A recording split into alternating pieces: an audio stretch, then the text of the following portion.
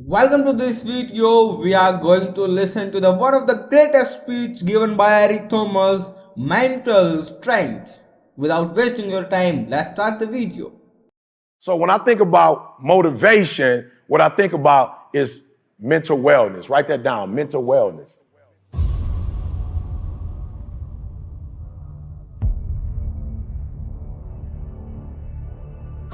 We got to get to a point in life where we just don't focus on physical strength. Like we all in the gym, we vegan. Some of us, we eat right? We take care of our physical bodies, but we don't take care of the mind. And when the mind is messed up, everything is messed up. Like when the mind is destroyed, everything is destroyed. So number one, I wanted to tell the young players that we got to take our mental and emotional fortitude. We got to take that serious. I'm going to be real, probably just recently, I realized I was mentally ill. Like, what you saying? Like, flat out, my mother was 17. My father wasn't in my life. I lived on the streets of Detroit for 2.5 years. I lived in abandoned buildings. I ate out of trash cans. Like, that was trauma. And my whole life, I was taught, like, you a man, be strong. Like, you a man, you don't cry. Like, you a man, be tough, right? And I personify that. Like flat out, like my videos, I ain't telling nobody, you get to whine, you get to give up, you get to cry. I ain't on that. But I realized in my own personal life, like, you've been traumatized, bruh. You came into this life with a 17-year-old. You came into this life without your father. Like you came into this life without some of the skills that my son and my daughter got because my wife and I have been married 5 years before we had kids. So number one, when I think about motivation, I think about like, you gotta be mentally strong. And what does that mean? It means that in Miles' case, instead of looking at dark times and looking at what you don't have, that's a mental illness. A mental illness is even when you got it good, you find a way to see the bad in what you have.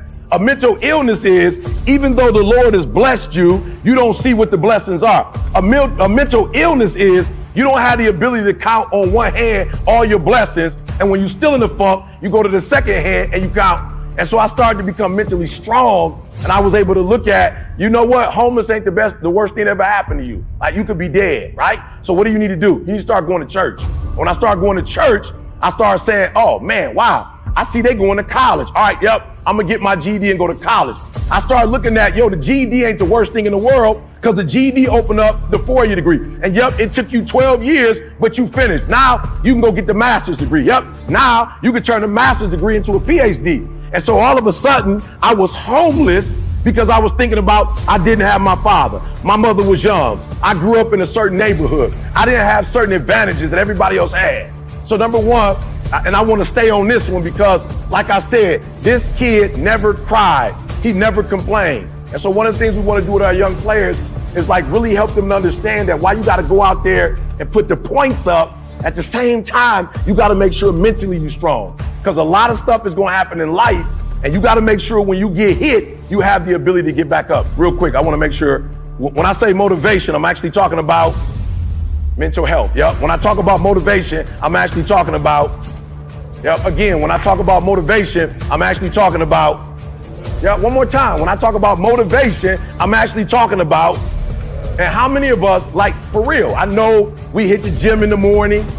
I know we do that. I know we work out, we work on our games, but just being real, how many of us spend as much time on our mental health, motivation, like the ability to say, my favorite quote, never let a good crisis go to waste. My son, can you give me, Candace got the book. Can you let me see the book real quick? So mental health is, we are in a recession, right? That mental health, we're in a recession. Like as a speaker, I don't know if y'all know what this means, but as a speaker, they said something about social distancing. Rocked my whole career. That's all I do. Thank you, son. That's all I do is speak. So in 2019, when we entered 2020, they really said my whole job was gone, right? I'm accustomed to being in the locker room or being on the field or being at a stadium or being out of the country, talking to 10,000, 5,000. My whole job was gone. So what does mental health look like? It looked like, instead of me saying, man, I done lost my whole job. Like I'm used to making, at that time, $50,000 a pop. Like ain't nobody paying that for no Zoom. Mental health was, E, relax. E, count your blessings. E, like E, look within and see what can you do, even though they've taken your main source of income, what could you do? And so for those 2 years, I wrote a book. I got a publishing deal, right? I wrote a book, right? They came to me, hey, we're gonna pay you this month. I said, I'm good. I want a greater percentage. Like, I'm betting on ET. Like, flat out, I'm good. You ain't gotta give me no nothing up front. I don't need no royalty. I don't need nothing. I just need a greater percentage because I believe I'm gonna sell 1 million books. So during the recession, my mental health was like, yo, they've taken the one thing that you know, the one thing that you're good at. They've taken that away from you. I thought it was going to be 6 weeks, then it was 6 months, then it was a year, then it was 14 months, 16 months. It was 18 months before I got back on the road again, right? Motivation is mental. Yeah, come on. Motivation is mental. Good. Motivation is mental. And we got to work on that. So being honest, how many of you in the room, you spend as much time on your mental health as you do in the gym or as you do playing basketball? Let me see your hand. Right? And it's cool, whatever. But I'm just saying, I got a kid who is dying of cancer. He knows he's going to die. He's swollen. His stuff is coming out. But every day when I see him, every day when I talk to this kid, he's still like, E.T., I have nothing but positive things to say. That's because physically he was handicapped, but mentally he was strong. And so we got to work on our mental. So number 2, the role requires soul. So of course we got to be selfless with the sacrifice. You know, I'm walking up the streets of Vegas. I'm, doing my thing. People pulling me to the side like, yo, E, flat out. You know how bros are. They like, E, I don't take pics with grown men. You know how we do. Yo, sometimes you see celebrities, bro, and they kind of play you. So I want to take a pic, but I ain't know. I'm like, bro, let's take this pic, bro. They was like, E, thanks for all the videos. I was like, bro, that's what I do. That's what King did. That's what X did. That's what Garvey did.